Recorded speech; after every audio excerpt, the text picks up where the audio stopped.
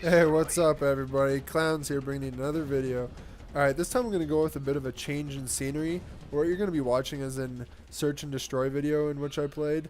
And the reason why I'm going to use this is, first of all, it is using an SMG, the MP7, which I am going to be talking about, so I felt it was rather appropriate. And secondly, search and destroy I feel is one of the better settings to use submachine guns, which I believe is better because people don't respawn. So SMGs will allow you to get close quarters, get those kills, and overall just dominate search and destroy in a way that most other guns can't do. Okay, so let's begin. My opinion on submachine guns in Modern Warfare 3 is that they are tier 2, second to assault rifles.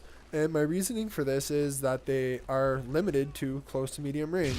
Yes, you can do long shots, but it is not only difficult, but it leaves you rather open because it takes so many shots due to the minimal damage that some of the submachine guns do, and because of their recoil and their spray, you just aren't able to do so in an effective way. You'll end up spending half your mag to get those kills across the map. Okay, so most importantly, like I said, submachine guns are very mobile, and to benefit from a submachine gun, you should really learn to use that to your benefit. So you're able to cover half the map rather quickly, so you can get to those corners, or you can catch people off guard, do flanks, as you will see me do in this video. And another big important thing about submachine guns is their fire rate.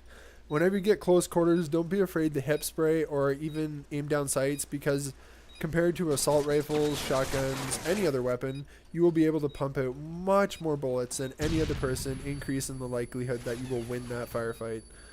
Okay, so now I'm going to try to talk about each gun rather briefly, because this video is not all that long, and just basically give my opinion on it. It is important to remember that all submachine guns are pretty close to the same par, with one or two things standing above the rest about each submachine gun. Okay, so the first one that I'm going to talk about is the MP5. This gun, it has pretty good recoil. You can generally keep it on target with relative ease. However, the damage is not that great. It'll take 4 or 5 shots sometimes, at least for me, to get a kill. So for that reason, I don't use it, because there is better choices within the submachine gun class. Next gun is the MW3. This is a fan favorite from Modern Warfare 2. It was my favorite gun. In Modern Warfare 2, it was very consistent, and it could do across map shots, and the damage was very high. In this game, they kept the damage really high, but with the kick and the spray that is now with the gun, at least from my experience, doing those long shots is much more difficult, and for that reason, I don't use it as much, but it is still a really reliable gun. Next is the PP90M1. This gun comes with a very high fire rate, and for this reason, it is very good, absolutely amazing at close range combat. Whenever you get face to face with the guy, you're able to pump out half your mag before he can do anything about it. Pick up the kill, move on. Only downfall about that is it shoots so fast that I found myself stuck reloading quite a bit, or just close to emptying my mag, and it leaves you rather unable to pick up multiple kills one after the other until you learn how to use your bullets sparingly. And on that note, to make this gun stand out a little bit more, you want to use extended mags, because that will help counterbalance the fire rate, because you'll actually have more bullets to spend. Next is a P90. This gun comes with a surprisingly large clip, and despite its minimal damage, with that large clip you can actually afford to just spray on the target and you'll pick up your kill.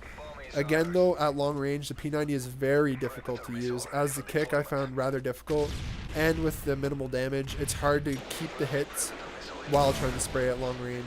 So again, you want to stay close to medium range with this gun, and if you do so, it is pretty effective. Next is the PM9. This gun I have very little experience with, and from what I have done with it, the damage is okay, but again, just not effective at all at long range, and there is much better choices, so I would not suggest using this gun all that often. Next is, I think, by far the fan favorite of submachine guns, and that is the MP7. This gun stands above all other submachine guns because it is more like an assault rifle than anything. It's the gun that I'm using in my video, and as you can see, it has next to no kick. And what that means is you have much more ability to do those long shots and to hit your target at all range in comparison to other submachine guns. The damage is not all that great, as sometimes, as you can see in this video, it took me 5 or 6 hits to get the kill, but because of its stability and because of the mobility, you can really make up for that. So now a quick summary.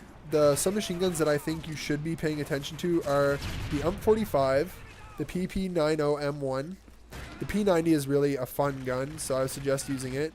And the MP7 if you want to play competitively. Because, like I said, it stands above the rest. Take the time, use it, compare it against others, and I'm sure you will feel the difference. The guns that I would not suggest using are the MP5 and the PM9, just because I felt either the damage was highly lacking or the kick made it just not consistent. Like, you don't want to use a gun that doesn't give you much reward.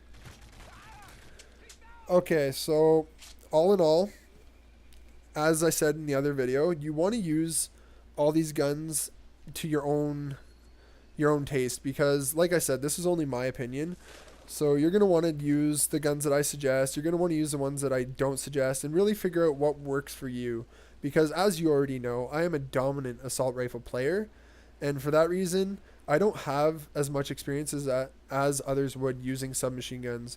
So therefore, I'm going to leave it to you to try those. And if you could, please like and subscribe to this video. Please leave a comment on to what you think regarding the video content and my commentary. Thank you very much. Enjoy the rest of the video. See you later. Clowns out.